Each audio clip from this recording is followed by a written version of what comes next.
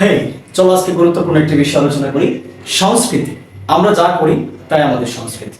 Maker বলেছিলেন hour culture is what we are. এই সংস্কৃতি দুই ধরনের হয়ে থাকে। একটা হচ্ছে বস্তুগত সংস্কৃতি, অবস্তুগত সংস্কৃতি। পরীক্ষা মাঝে মাঝে এখান থেকে প্রশ্ন আসে, খুবই গুরুত্বপূর্ণ দুটি বিষয়। তো বস্তুগত সংস্কৃতি কি?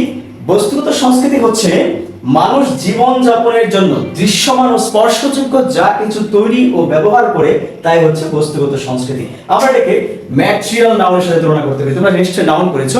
নাউনের যে ম্যাটেরিয়াল নাউনের অংশটা সেটাই হচ্ছে বস্তুগত সংস্কৃতি। যেমন খাতা, কলম, পোশাক, ঘরবাড়ি, এগুলো হচ্ছে কি বস্তুগত সংস্কৃতি।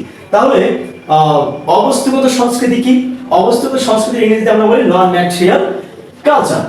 মানুষের তৈরি এমন কিছু ধারণা, বিশ্বাস, মূল্যবোধ, চিন্তা ভাবনা, আচার আচরণ ও জ্ঞান, এগুলো এমন একটা বিষয় যা দেখা বা স্পর্শ করা যাবে না, শুধু অনুভব করা যাবে।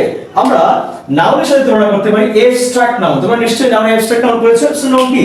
যেটা অনুভব করা যায় কিন্তু দেখা যায় না, ধরা যায় না, ছোঁয়া যায় না, এরকম বিষয়গুলো হচ্ছে কি অ্যাবস্ট্রাক্ট নাউন। ঠিক একইভাবে এগুলো হচ্ছে অবস্তুগত সংস্কৃতি। এগুলো সবগুলো আমাদের সংস্কৃতির অংশ। বিকজ আমরা সকালে ঘুম থেকে উঠে রাতে ঘুমানোর আগ পর্যন্ত যা কিছু করি, everything part of our culture. So ধর্ম, ভাষা, সাহিত্য, বিশ্বাস, চিন্তা, চেতনা, এই সবগুলো জিনিস হচ্ছে কি অবস্তুগত সংস্কৃতি। সো এখান থেকে তোমাদের জ্ঞান কিংবা অনুধাবনের প্রশ্ন আসতে পারে।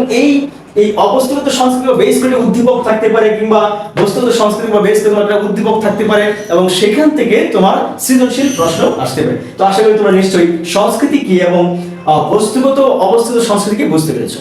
ধন্যবাদ।